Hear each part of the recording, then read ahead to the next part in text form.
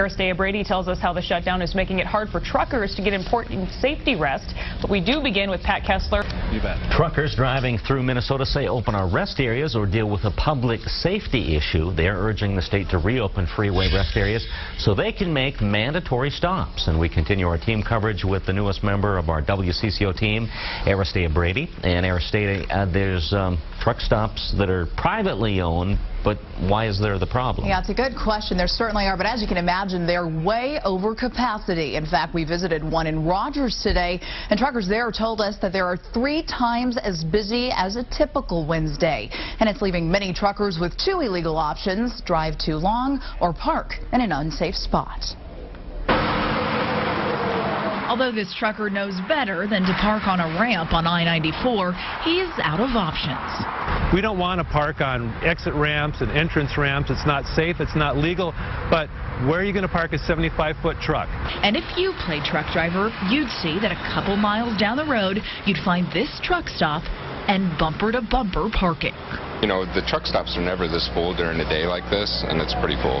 You may have heard the expression, give me 40 acres and I'll turn this thing around. You can see why they say it. This truck is 75 feet long, making it very difficult to find a safe place to park.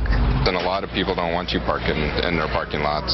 John Houseleden, the president of the Minnesota Trucking Association, says there are strict federal and state laws requiring truckers to pull over for 10 hours.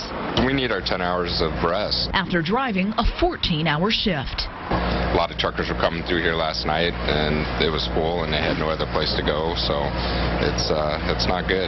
In addition to now 700 fewer parking stalls, many truckers are left stranded with no access to facilities. you have to have a restroom. You have to be able to take a shower. You have to do all those basic things. That's a bad idea for the state to do that, though. It makes it very difficult.